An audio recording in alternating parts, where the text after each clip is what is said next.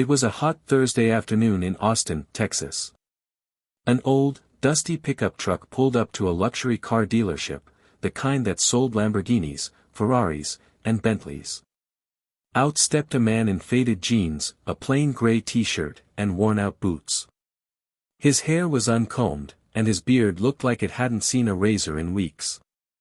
He looked nothing like the kind of person who could afford a car from this place. And that's exactly what the staff thought. The receptionist at the front desk barely glanced up before saying coldly, "Sir, this dealership is by appointment only." The man smiled kindly and replied, "That's all right. I just wanted to look around. Maybe even buy something today." A salesman nearby, dressed in a sharp black suit, chuckled under his breath and walked over. "Sir," he said sarcastically, "we don't do test drives for window shoppers. The used car lot is 2 blocks down." The man stayed calm. "I understand. But maybe just let me take a look. I've had my eye on that red Ferrari over there." Now the manager joined in. Without asking any questions, without even checking the man's name, he ordered him to leave. "Sir, I'm going to have to ask you to leave the premises. You're wasting our time, and we have real customers to deal with."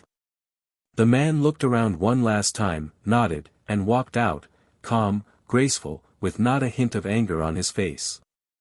But what happened next shocked everyone.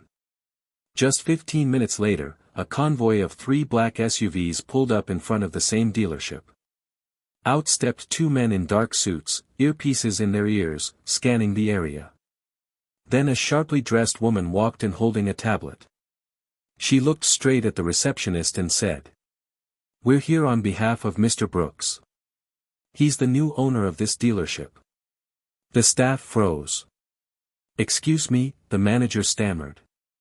The woman didn't even blink.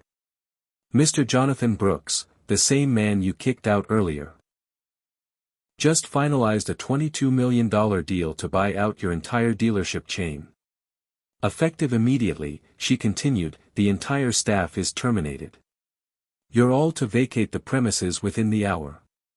Security will escort you out." Silence. The same man they had mocked was the billionaire CEO of a luxury auto group.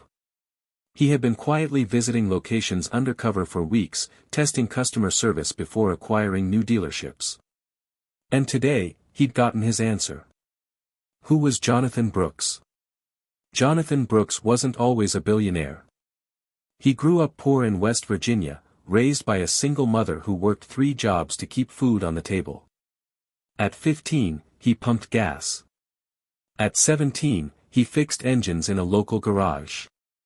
He had oil stains on his hands before he ever held a pen. But he had a dream, to build something big. Something lasting.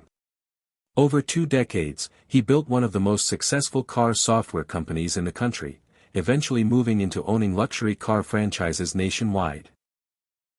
But he never forgot where he came from. So he kept things simple: his clothes, his manners, his truck. For him, wealth was a tool, not an identity. The real lesson. Later that evening, Jonathan posted a photo of the dealership on his social media with a short caption. "Always treat people with kindness. Not because of who they are, but because of who you are." The post went viral. Thousands shared their own stories of being judged based on how they looked, what they wore, or where they came from. But this story wasn't just about revenge, it was about dignity, respect, and humility. The world doesn't need more luxury, it needs more humanity. Months later, the same dealership reopened under a new name, Brooks Auto Experience. This time, the hiring policy was different. They didn't care about what car you drove, they cared about how you treated people. Jonathan even rehired one of the janitors from that day who had tried to offer him a bottle of water when everyone else mocked him. She became the showroom manager. Because sometimes, the kindest hearts come from the humblest places.